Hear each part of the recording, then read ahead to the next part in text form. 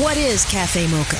Cafe Mocha is experts, celebrities. What's up? This is Belle Biv DeVoe. Yours truly, Idris Elba. This is Fantasia. This is In Vogue. This is India Ari. So much more. All from a woman's perspective. What flavor are you, baby? This is Cafe Mocha. KBLA 1580. We've got gospel artist Pastor Mike Jr. He's joining us to talk about the battle so many people deal with, being single. He says just embrace it. Plus, last month was Sickle Cell Awareness Month, so we're going to tuck a little bit of education into the show. But first up, the new TV season is here, Lonnie. So many black shows to watch. Where should we start? Lonnie, what are you excited about TV-wise? I'm excited for 911. That's Angela Bassett and Rockman Dunbar.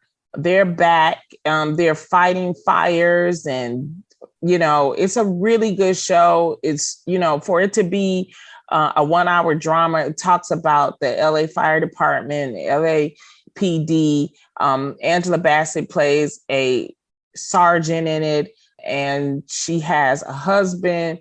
And then she also has an ex-husband who turned gay. And then they also go through the lives of the different firemen, and Aisha Hines is in it as well. And it's just a well-written, it really is a very diverse, thing. Also, Wonder Years has been rebooted, and it's a Black Wonder Years. If you're old enough to remember the original Wonder Years with Fred Savage, with the white family and Winnie and this angsty little pre-pubescent boy, and him struggling with girls and all that stuff. This new one, which I'm not hating on it because I support all our stuff, but my issue is that it takes place in the 60s in Montgomery, Alabama. Exactly. And so it's like, are you going to tell this story for real?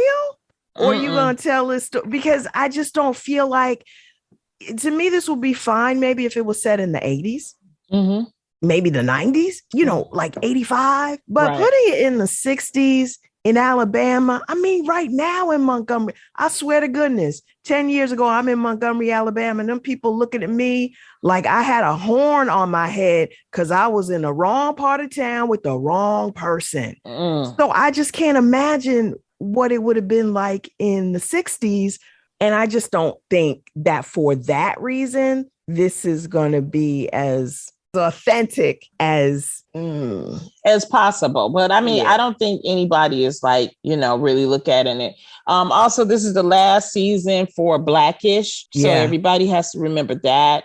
We still have the All American. CW is hanging in there with their show. CW, I like what they're doing. I mean, it's geared at a younger audience, but they do a lot of Black stuff. They do a lot of stuff of color, period. Because they have Kung Fu on, which I've been watching that. The one about growing up to be a president with the Latino family. They're taking a lot more chances, I would say, than the other networks, but I guess they can afford to. Well, because they probably ain't paying nothing. Also, you have anything.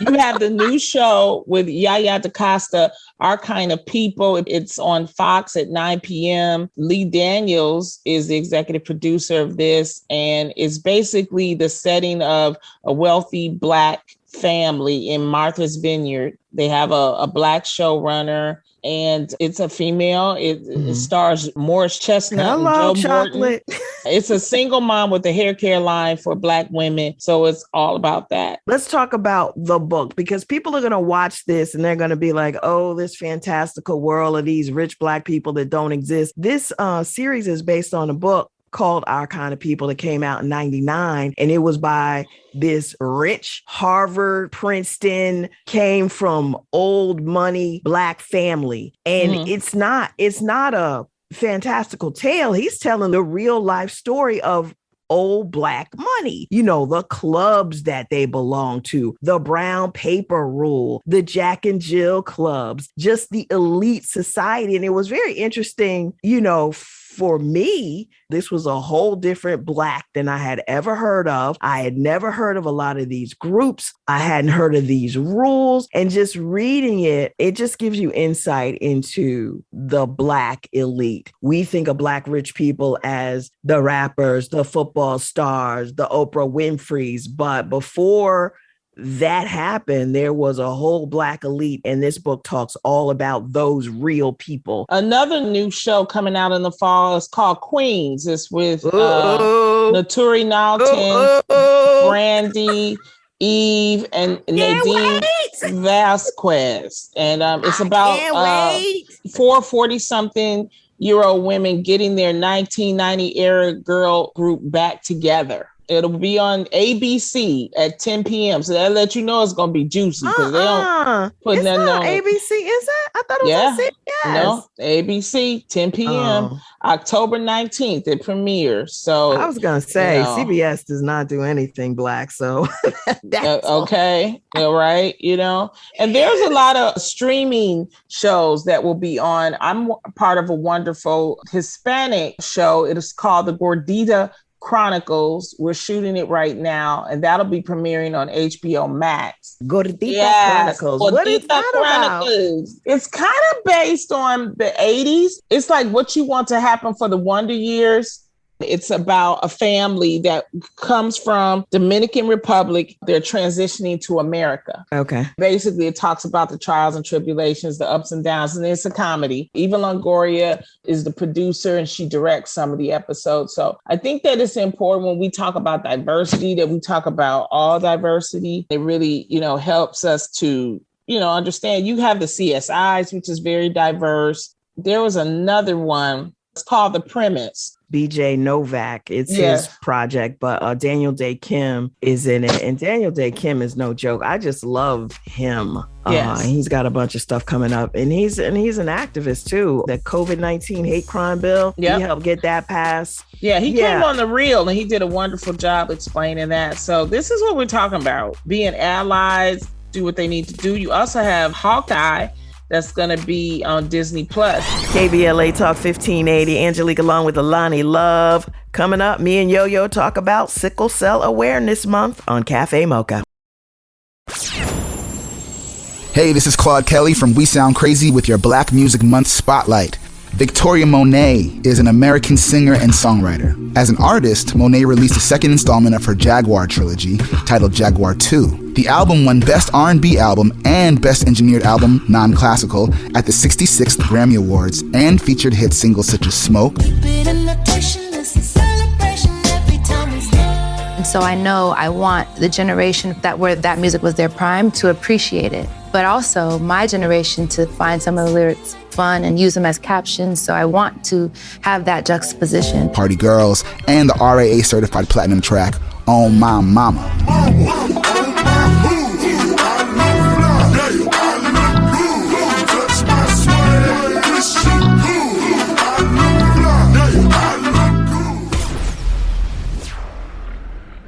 Hey, it's Angelique here. Walt Disney World Resort is bringing you the culture with music, art, and food. Imagine savoring Princess and the Frog's decadent bread pudding and berry beignets at Disney's Port Orleans Resort. Take in Disney's Animal Kingdom Park's Circle of Life Festival, celebrating the Lion King and more. Walt Disney World Resort is a place where you can come and celebrate with your family, and you can do it soulfully. Bring yourself to Walt Disney World Resort and celebrate the culture.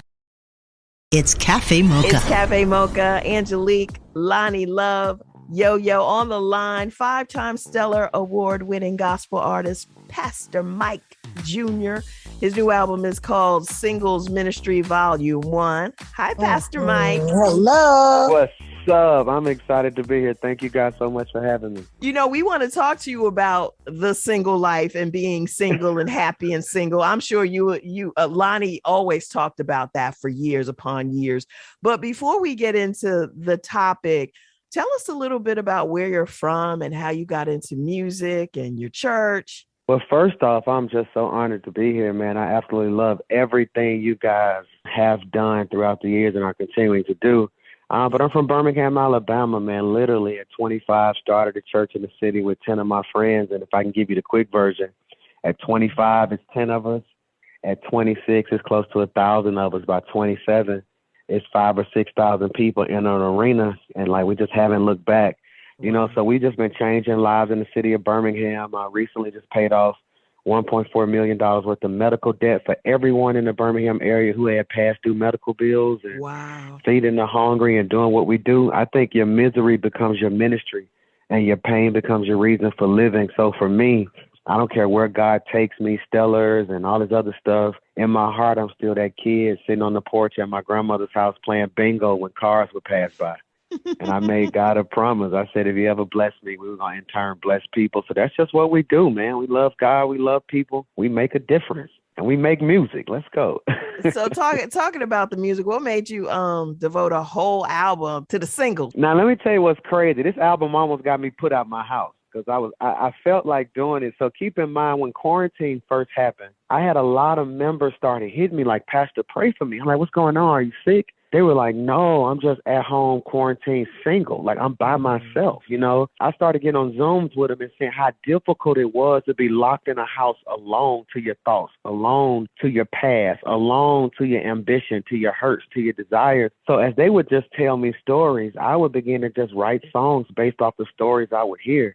Right. And it hit me. I said, I want to do an album strictly for the singles. And we released it. And I thought it was going to be a passion project. In my head, I told my team, it's not going to chart. We're not going to make no noise. It's basically for my church. And we woke up the next morning. It was #1 on iTunes. And I said, won't he do it? Yes, he will. There's so many people that's talking about relationships that's ended during this time, and a lot of people who are unsure what to do to make their relationship work. What are some words of encouragement? One thing I would tell them, I'm in the midst of a series now that I believe can bless everybody, entitled I Quit. And we live in a culture now where we're taught quitters never win and winners never quit. Be tough, strong, tough it out. Yeah. I think that's one of the greatest myths and lies that we've ever heard. You know, we say stuff in church that's not even biblical. We say stuff like, if you hold on a little while longer. Well, that's situational. That's not global. If I'm holding hot coal, I need to drop it. I shouldn't say hold on a little while longer. You know, so for me, I have seen the adverse effects of people staying in relationships longer than they should.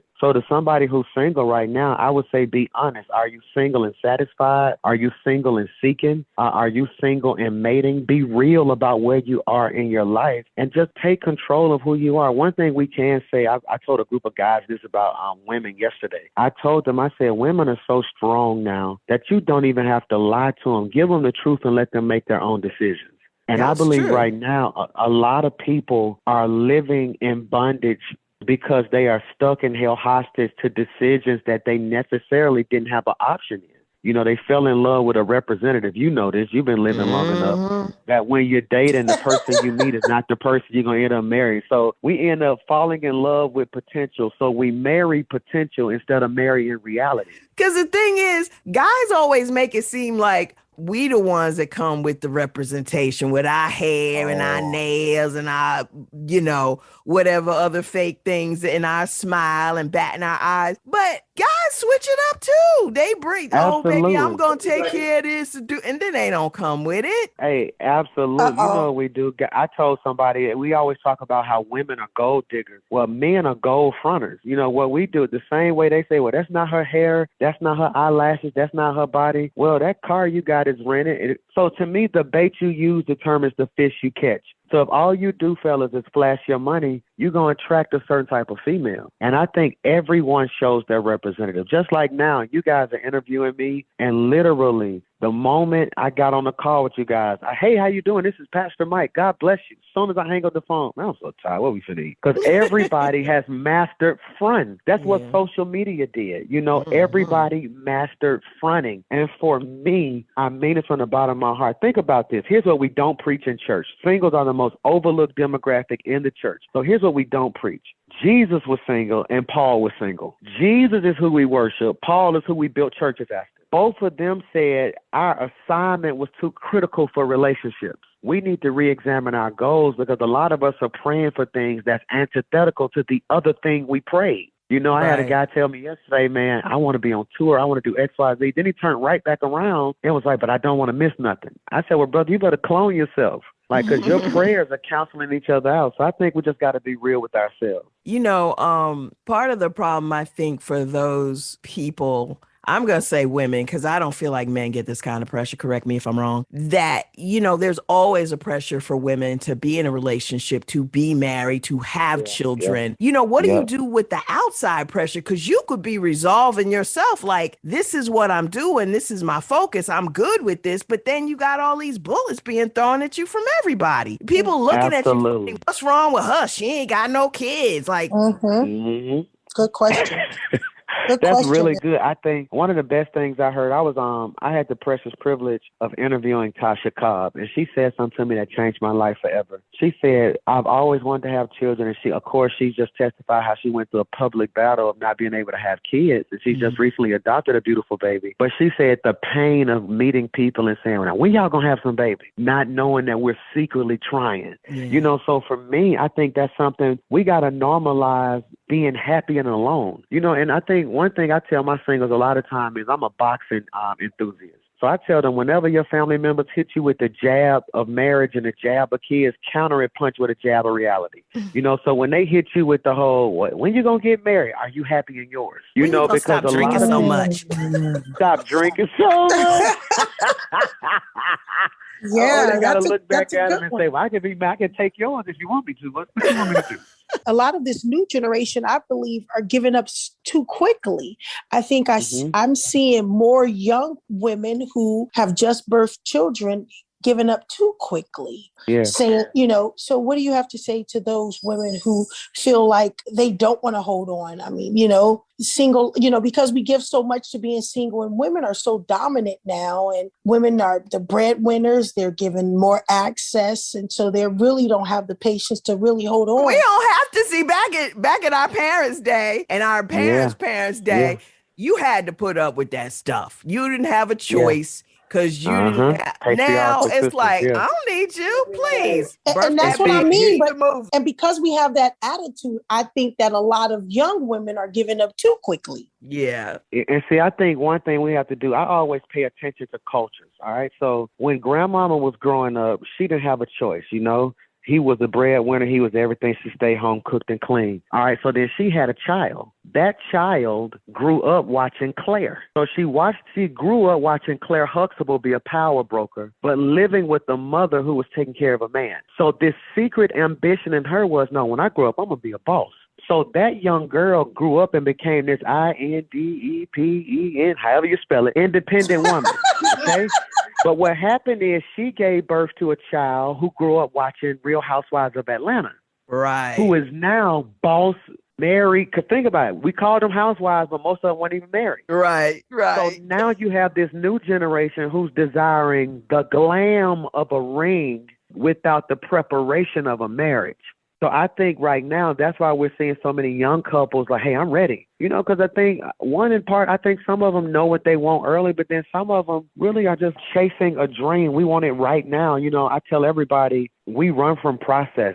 You know what I'm saying? We run from process. I thank God for the journey. I thank God for bankruptcy. I thank God for living in extended stay, having to roll quarters every Friday just to pay that, to get another week to stay there. I thank God. I thank God for foreclosing on our first home. I thank God for the hard times, me and my wife having to literally go to Wendy's and get a 4 for $4, and then which one you want? I get the nuggets, you get the junior bacon cheeseburger. We'll split the fries and we'll get a drink. I thank God for the process, because now it really made where we are now in life worth it. And sadly, so many people, I'm going to stop talking when I say this, so many people want the picture, not the blueprint. The picture is the end result. The blueprint is the details on how to get the end result. And sadly, social media is giving us a culture where all we do is post our pictures and we omit the blueprint. So now we have people with all these leftover pieces at the end and don't realize what it took for us to become who we are. It's like me wanting to start a radio show tomorrow and then thinking I'm going to be y'all. I don't know what y'all went through to get here. You know what I'm saying? I don't know. So I think we just got to do better about embracing the process. And some people say they feel better when they were sharing meals like that. They say they were feeling better sharing meals and being mediocre in life. Hear me when I say this. I was just on the McDonald's Inspiration Celebration Gospel Tour, and I mean, it's one of the biggest moments of my life. Then we did the Stella Awards. I was sincerely more happy doing praise and worship at my daddy church because I'm sitting at home this past Sunday about to have a nervous breakdown. I hope it sounds right. How did I look? Did I remember all my moves? Oh my God, my stomach poking out. I forgot to suck my stomach in. Like, cause the anxiety that just comes with, like, oh my God, I should have got an edge up. Oh, I should have sponged my hair back. Why she ain't moving face? And then before I knew it, it was over, and I don't even remember I had to go back and watch the performance because it's the pressure of getting what you prayed for. So I think, like you said, it was those moments where it was no pressure and you were just happy. And if we can get back to that, because you'll be surprised, so many couples don't make it once they make it. Because success makes sick people sicker. Wow. Great point. So before we wrap up, I want 3 tips that you give people for being single and satisfied and just being in that moment and being okay with it. All right, 3 tips. Number 1, pick what you like. Let's not even be spiritual. I know you thought I was going to say pray about it. You don't have to pray about what you can pick. So what I would tell them right now, if you're single, you have a right to be picky and choosy. You pick what you like. Number 2, be real about what you cannot take. What are your non-negotiables? You know, if you're a breast man, don't get nobody in the itty bitty committee. If you like a tall girl, get you a tall girl. If you like chocolate men, don't get a light-skinned brother. Pick what you like. Stop making this so spiritual and just be real with yourself. Number 1, pick what you like. Number 2, what are your non-negotiables? I don't like people who smoke, so don't date a smoker. I don't like people who cuss in clubs. Don't date a cussing clubber. And number 3, don't move forward without God. I don't care how great of a pick you make. I don't care if they meet all your non-negotiables. If God ain't in it, I just don't believe it's going to work. And that's my 3 points. Okay. I love it. Okay. I think I just got in trouble too. I didn't mean to say that one part. What the itty committee? Itty bitty committee. That will get bleeped, Pastor. I'm telling. You started the conversation talking about the work that you're doing in the community, a community that is poor, a community that is very Black. How can people support your work? Man, do me a favor. You can text Rock Nation to 28950. That's ROCKNATION, Rock Nation to 28950. And you can help be a part of what we're doing, man. We're so excited about all the strides we're making. We have one of the only African-American owned, fully accredited Christian schools in the state of Alabama, K through 8. So I'm excited about that. And we're continuing to make a difference. I tell everybody, people don't care how much you know until they know how much you care. So that's one of the hallmarks and bedrock principles of my life. We give. Giving is what we do. So any person who wants to be a part of that, you can literally just text Live Big to 28950 and we can connect you and you can help us change lives. Pastor Mike Jr., his hit album, the new one is called Singles Ministry Volume 1, and he's pastor of Rock City Church in Birmingham, Alabama. Thank you for joining us. It's great to meet you. Thank you guys for having me. Thank you. Great conversation. If you guys ever need anything, I'm one call away. Thank you so much. Here's your dose of espresso. Strong, hot news now. This is The Espresso. I'm Angelique. Bubba Wallace just became the second Black driver to win a major NASCAR race. He thanked the owner of his team, Michael Jordan. Then he got emotional. Yeah, I never think about those things, and it obviously brings a lot of emotion, a lot of joy to my family, fans, friends. It's pretty damn cool. And ESPN anchor Sage Steele had a worse week than Facebook. She caught COVID and got yanked off the air for making unnecessary comments like this one. If they make you choose a race, she's like, what are you going to put? I go, well, both. She's like, well, you can't. Barack Obama chose Black and he's biracial. I'm like, well, congratulations to the president. That's his thing. I go, I think that's fascinating considering his Black dad was nowhere to be found. Salty.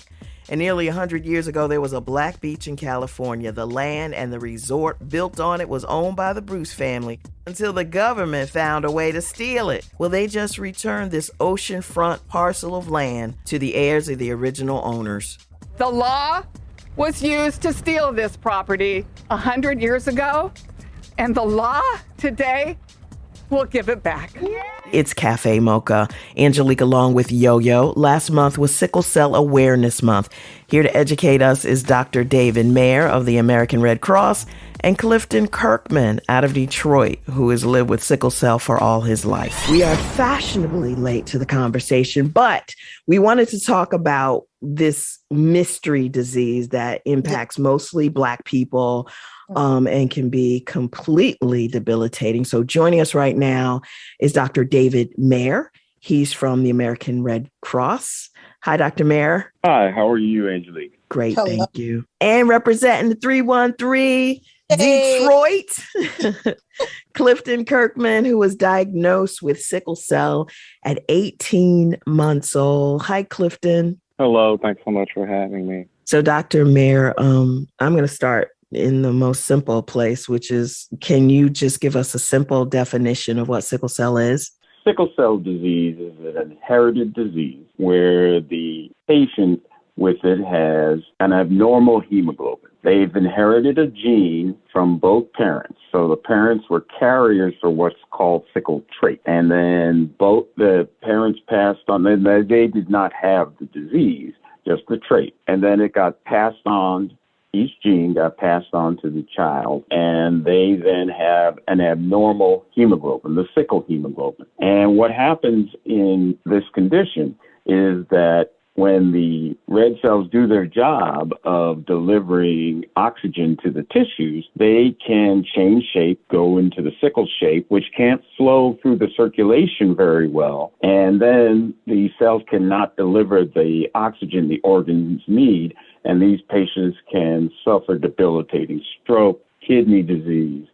They lose their spleen. They can have lung problems. And right now, the most common treatment that's readily available is transfusion of red cells. And we want to let our African-American blood donors out there be aware that they are the best match for patients with sickle cell disease, since, of course, it disproportionately affects African-Americans. I guess I want to turn to you, Clifton. I mean, he said a lot of stuff there, and most of it went over my head. But Clifton, what does that mean for you and your life? You were diagnosed when you were just a baby. How did your parents even discover that you had the disease or the trait? Well, so for me, my father had an aunt and an uncle who had sickle cell disease. So the story goes, he knew about it. He knew he was the carrier of the gene. My mother had not a clue. So back in 1984, when people got married, they still did blood tests. And so that's how my mother found out that she was then the carrier of sickle cell trait.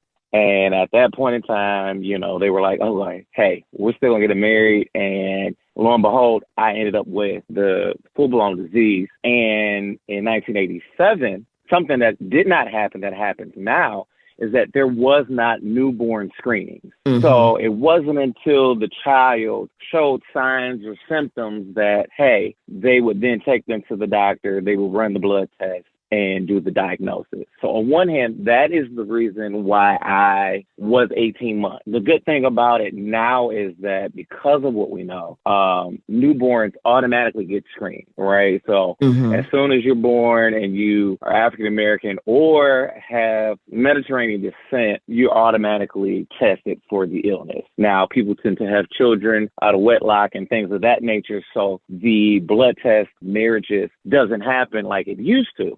Mm-hmm. And so growing up, I knew as a child, hey, it comes of me finding someone to have a child with. I need to make sure that they don't have the trait. And so that is something that I made sure that I had that conversation. You know, growing up, just like Doc said, I've experienced so many of those things. I've experienced a stroke. There were countless nights that I was in the hospital. In fact, being at the hospital was my second home, you know, and at age of 9, I had gallstones, which is another, not side effect, but another situation that tends to occur. And because of the gallstones, long story short, I ended up having a stroke, which many of us happen to have. And that started me on the transfusion program. which is why we always are advocating for us as African Americans to donate because it's so important. So I'm 34 years old, and I've been on the transfusion program since I was 10. With sickle cell, there's so much to talk about. There is still that factor of us living in America and it being an illness that doesn't get its due justice, whether that's talking about it, whether that's funding. And that's where I became a patient. I realized that the conversation must a continue, patient advocate. We understand. Thank you so Absolutely. much. Doctor, I wanted to ask you a question. Being in hip hop, hip hop and health has been a big question. And my boy Prodigy from Mobb Deep passed away at the age of 42 from sickle cell. And we know that my girl from T-Boz is always struggling to bring awareness, and fighting for awareness about the disease. Has science and treatment advanced over the past 30 years? Yes, it has advanced some, and as Clifton mentioned, just because of healthcare disparities in general, and sickle cell disease, in my opinion, hasn't necessarily gotten the focus for research that some other inherited diseases get. So it has advanced, but not as quickly as it has for other inherited diseases. But there are therapies that are in the pipeline now for sickle cell disease. Most of them are still at the research stage, so they're not final and approved. And bone marrow transplant is a potential cure for the illness.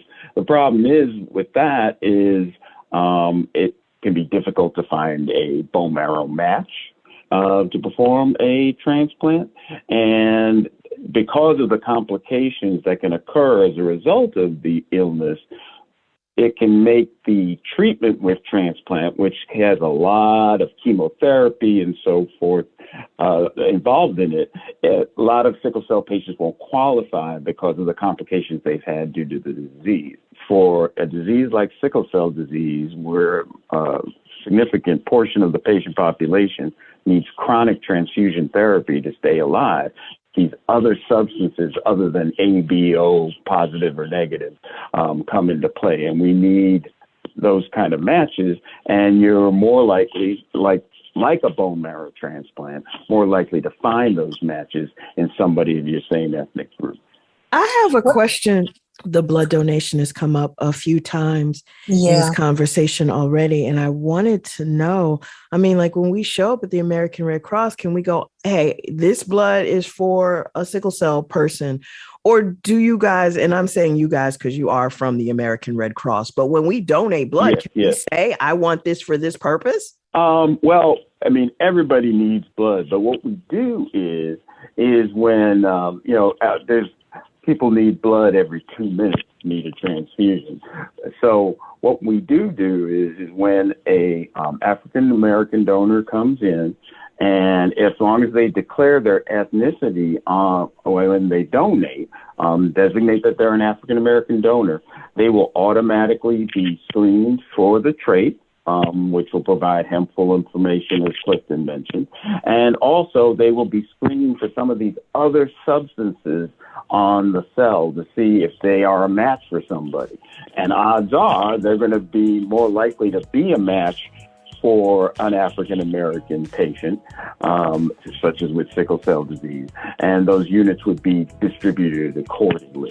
So there's an increased chance that it would be going to somebody in need because we do all this additional testing and we want to get the best match available to these patients. This is Cafe Mocha.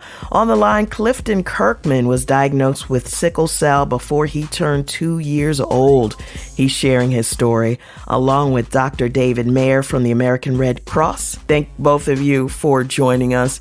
Yo, go ahead. You got a question? Doctor, did we talk about any of the signs? Typically, the most common presentation is early on in childhood when the patient may present pain in their limbs and swelling in their limbs is one of the most common presentations of the disease. And that same problem with poor blood flow due to the sickle hemoglobin is what contributes to the strokes and the kidney disease, etc. With this illness, right, I tell everybody, I can have it, you can have it, and the way it affects me is not necessarily the way it'll affect you. But even with my parents, the life expectancy was, oh God, are they going to make it outside of being a kid? Yeah, T-Boz said that doctor said you won't make it till 30, which is horrible. Correct. I mean, I promise you, when I got to graduate high school, it was an honor and a blessing. When I graduated from college, I literally cried because it's just one of those things. It's not an end all and a be all. Yes, you can have a kid that has it. If they're sick, they're sick. But don't allow that to be their end all in life. And just because I have an illness, yeah, there's complications. Yes, I have to take better care of myself. But it's no different from anyone else experiencing anything else in life. Dr. Mayer, I want to apologize for any dumb question that I personally may have asked. No such thing. One of the reasons why it was not only important to have you here, but also to have Clifton to share what this is and, demystify it, because as you said, the research money isn't really going to this, which means it's going to be up to the community to do our part. And we can't do our part if we don't know. So I thank you both for joining us to shed some light on this. Dr. David Mayer from the American Red Cross, thank you. Yes, thank you. You're very welcome. And Clifton Kirkman, sickle cell warrior, patient Yes. advocate, representing the 313. Detroit in the house. Thank you, Clifton. Thank you so much, guys. Follow the hashtag Sickle Cell Matters. Follow the hashtag Sickle Cell Awareness. There are ways for those who want to add to this and spread the knowledge of what sickle cell is. Thank you. Let's get into the Swag Award with Rashawn McDonald. Thank you, ladies. Rashawn McDonald here from Money Making Conversations. This week, I sat down with Cafe Mocha Swag Award winner, Marcus Davis. Marcus is an entrepreneur and restaurant owner in Houston, Texas. Marcus is the spirit and mastermind behind the Breakfast Club, Reggae Hut, and Alley Cat Bar and Lounge, and culture. His restaurants are rooted in the principles of faith, family, and community. Here's what he had to say. Post-traumatic slave disorder is real, right? Anytime you decide that you got to hide or have a fear of letting people know who you are, I deliberately, from day one, September 2001, deliberately wanted folks to know that this was an African-American owned establishment, right? Yes. That the person who had their name on the door, on the mortgage, was African-American. But we're going to deliver a product that is good for the general market. If you want to hear Marcus Davis' full interview, visit moneymakingconversations.com. Keep winning. This is Cafe Mocha. Our TV and film production's about to completely shut down because IATSE just authorized a strike. The IATSE union members basically make up the crew, the cameraman, lighting, sound, makeup, wardrobe, pretty much anybody that's not on camera. They have voted to strike and are ready to strike if work conditions don't improve. Lonnie, you work on a TV show every day. What's going on there? They're really striking, because of COVID. Most productions had to add at least $1 million for COVID protocols. And then instead of giving an extra $1 million to each show, the studios basically have gone back and said, no, you find $1 million somewhere. So what a lot of productions have done is taken out producers, providing meals. They've cut back on wardrobe, and it has affected the whole cast and the whole crew. I talked to a guy who was like a second cameraman in Hollywood working on some shows. He said that ever since they got back from COVID, they're happy to be back. They're happy to be working. But the issue is that they are working 24 hours a day, like 6.5 days a week. They'll get off late Friday night, like early Saturday morning. Yeah, they call it Fraturday. Yeah, Fraturday, where they don't really get a weekend. And then they got to be back on the set at 5 a.m. And I'm like, well, isn't that what you want? Isn't that how it always works? He said, Angie, I don't get pee breaks. I can't even go to the bathroom. I got to hold it. And I was like, wow. I mean, so it's really intense for them. And a lot of them aren't getting the money that we think they're getting. We just kind of assume it's a union job. So they must be making, excellent money. Well, that's because they're cutting back on production. And so they're squeezing the cast and crew because of these reductions. I mean, we usually do, 37 weeks and they reduced us down to 25. They're cramming in the shows and it's making everybody work more. but they're not really paying more. Like for crews, they usually get paid by the week or they're getting paid by the hour. It depends on your pay, but also what's important is because they're adding more, they're making the breaks less. And so that's why you get a crew member saying, I can't go to the restroom. They went from an hour lunch to a half-hour lunch. Mm-hmm. I mean, if you're working 6.5 days, you don't get to spend time seeing your family. You trying to recover, then you got to get right back up and go to work. Regular working people might say, I work 12 hours a day, but the whole point is you got to look at it from a whole week. 107 hours, that's a lot without rest, and you're doing a lot of physical work. It's a lot. We're going to see what happens as far as the strike, and I think it will happen. I hope it doesn't, because the writer's strike ain't turned out that good. So At all.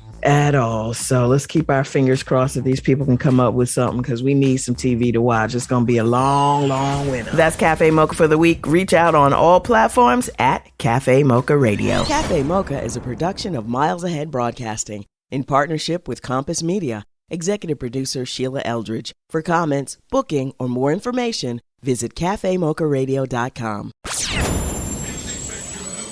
Hi, this is Chuck Harmony from We Sound Crazy with your Black Music Month Spotlight. Missy Elliott is a pioneering American songwriter, rapper, singer, and producer.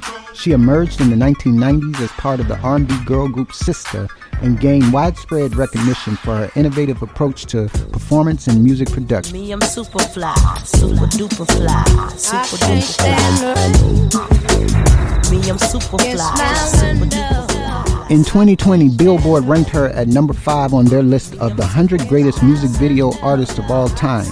And in 2023, Elliott became the first female rapper inducted into the Rock and Roll Hall of Fame. Being the first to be inducted in the Rock and Roll Hall of Fame means so much to me, because I never thought that in a million years, like that's probably the top tier of making it as an artist. Hey, it's Angelique here. Walt Disney World Resort is bringing you the culture with music, art, and food. Imagine savoring Princess and the Frog's decadent bread pudding and berry beignets at Disney's Port Orleans Resort. Take in Disney's Animal Kingdom Park's Circle of Life Festival, celebrating the Lion King and more. Walt Disney World Resort is a place where you can come and celebrate with your family, and you can do it soulfully. Bring yourself to Walt Disney World Resort and celebrate the culture.